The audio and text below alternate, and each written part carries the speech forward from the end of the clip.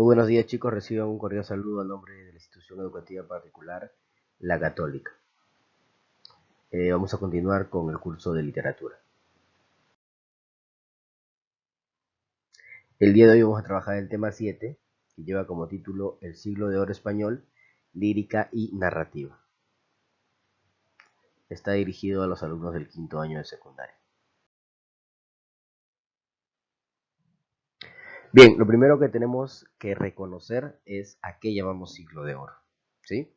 En toda Europa se da en el siglo XV y XVI, ¿no? Mayormente en el XVI, el Renacimiento, y en el siglo XVII se da el Barroco. ¿Sí? Esta es una época de esplendor también dentro de España, también dentro de España.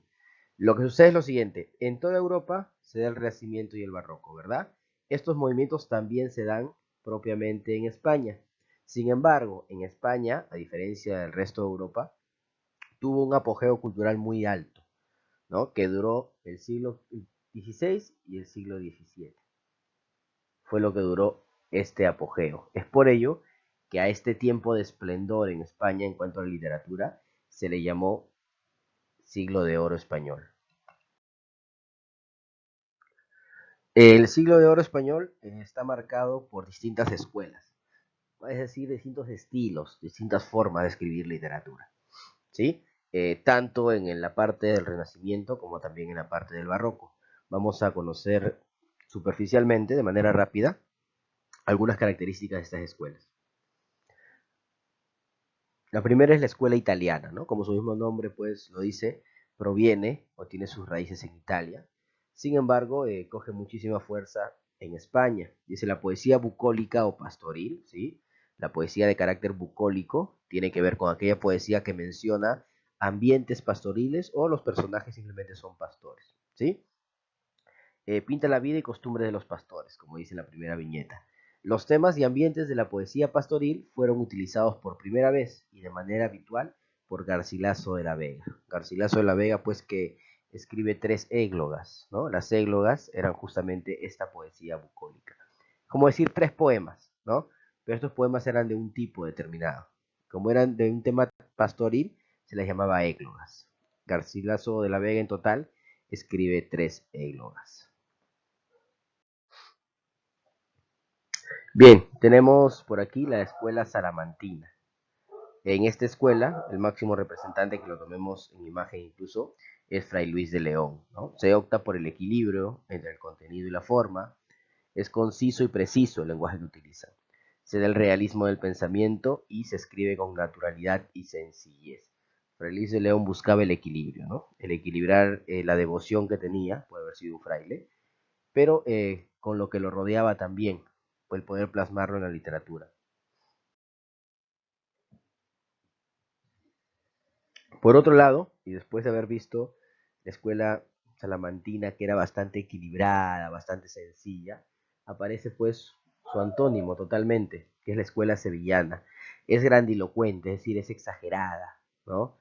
Es un poquito, nos está llevando ya al cambio al barroco. Es exagerada, tiene muchos detalles, se pule en extremo la forma. Sus obras son más de meditación que de sentimiento, dice. Prefiere la estrofa larga que y la composición extensa, perdón, y pues su máximo representante es Fernando de Herrera, ¿no? Es ya una poesía más detallada, una escritura más detallada, más exagerada, con más detalles, es lo que se da en la escuela sevillana. Tenemos ya en el barroco un tipo de escuela que se hizo muy importante, que es la escuela culterana. El culteranismo identifica los elementos sensoriales, usa mucho las metáforas, los efectos rítmicos, la musicalidad del lenguaje. Y un exponente claro de la escuela culterana es Luis de Góngora y Argot.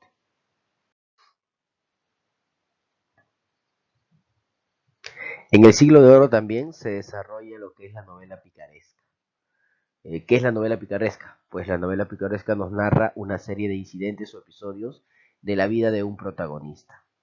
Los hechos se representan en orden cronológico y se suelen narrar en primera persona.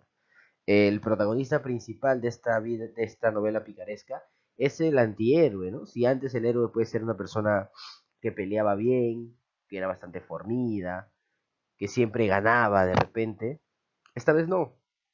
Esta vez el protagonista principal de la obra es una persona incluso totalmente opuesta a lo que acabo de mencionar, ¿no? Es conocida como el antihéroe. Un claro ejemplo y una obra cumbre de la literatura hasta nuestros días es el que vamos a conocer un poquito el día de hoy.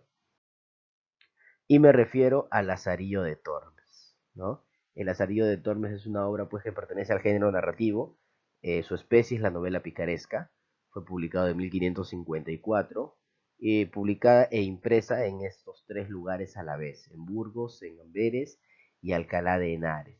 Tiene 7 tratados, como lo llaman en el libro, que para ser entendidos mejor, 7 partes o 7 capítulos, ¿sí? Es la forma en cómo se estructura el Lazarillo de Tormes. Bien, chicos, he querido resumir la lírica y la narrativa del siglo de oro español. Como les dije, cuando uno menciona la palabra oro, hace referencia a algo importante, algo precioso, algo preciado. Entonces, el siglo de oro español es justamente ese tiempo en el que se considera que aparecen las más grandes obras de la literatura española. ¿Sí? El siglo de oro español, con las escuelas en cuanto a la lírica y con el Lazarillo de Tormes en cuanto a la narrativa. Que tengan un muy buen día, muchachos.